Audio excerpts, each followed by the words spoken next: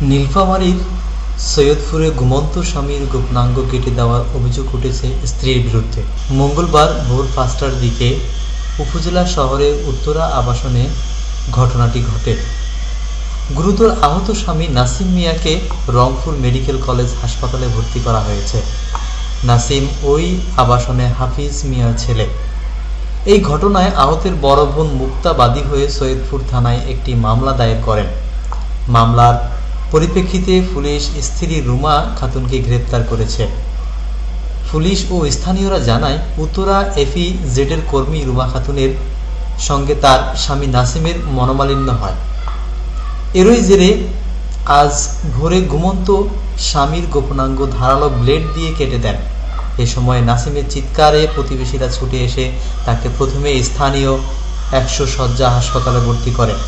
সেখানে কর্মরত চিকিৎসক অবস্থার অবনতি দেখে তাকে রংপুর মেডিকেল কলেজ হাসপাতালে পাঠিয়ে দেন। সৈয়দপুর থানার ভারপ্রাপ্ত কর্মকর্তা ওসি আবুল হাসনাত খান জানান, প্রাথমিকভাবে ঘটনার সত্যতা স্বীকার করেছে রুমা খাতুন। আজ দুপুরের দিকে তাকে আদালতের মাধ্যমে জেলা কারাগারে পাঠানো হয়েছে। নিউজটি ঢাকা ট্রাইবুন বাংলা থেকে নেওয়া হয়েছে।